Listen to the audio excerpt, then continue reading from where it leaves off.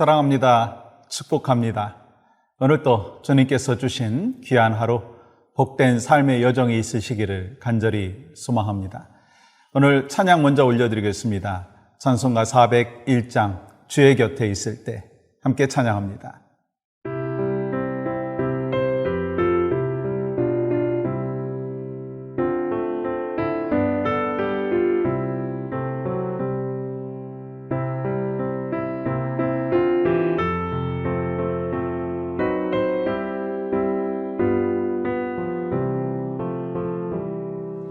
주의 곁에 있을 때 마음이 든든하오니 주여 내가 살 동안 인도하여 주소서. 주여 나를 인도하소서.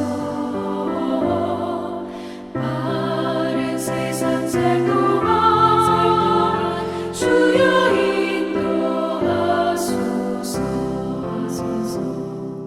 세상 풍파 지난 후 영화로운 나라와 눈물 없는 곳으로 들어가게 하소서.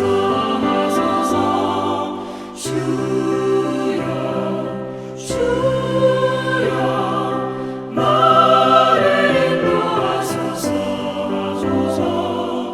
바른 세상 살 동안 주여 인도하소서.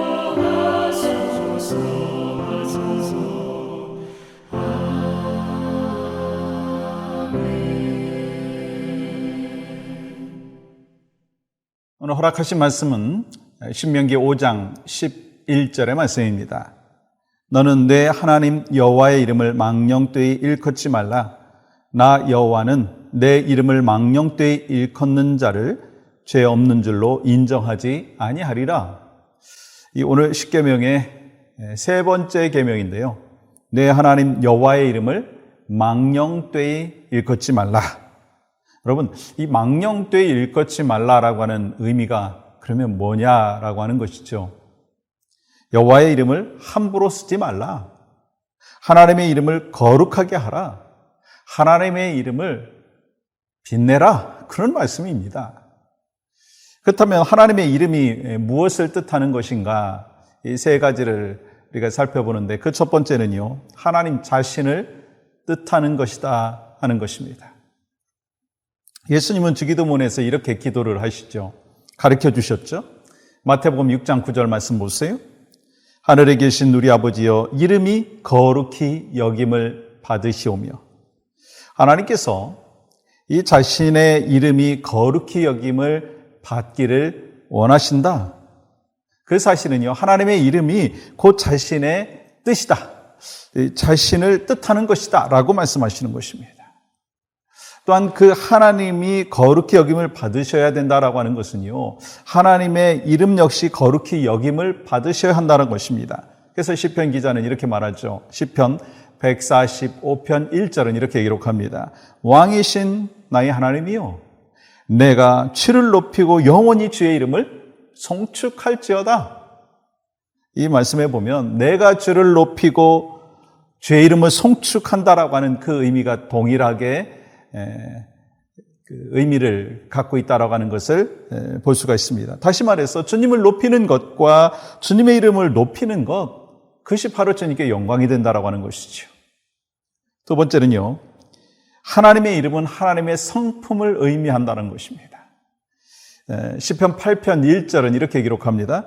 여호와 우리 주여, 주의 이름이 온 땅에 어찌 그리 아름다운지요, 주의 영광이 하늘을 덮었나이다.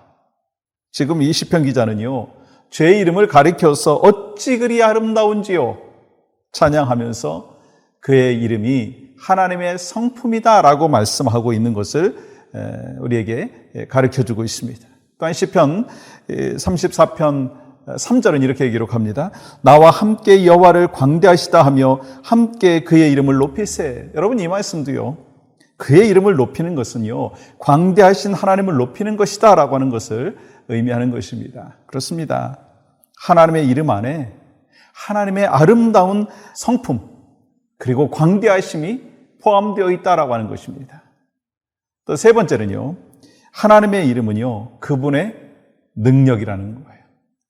여러분, 이 사실을 아는 믿음의 조상들은 이렇게 고백을 하죠. 잠언 18편 10절은 이렇게 기록합니다. 여호와의 이름은 견고한 망대라. 의인은 그리로 달려가서 안전함을 얻느니라.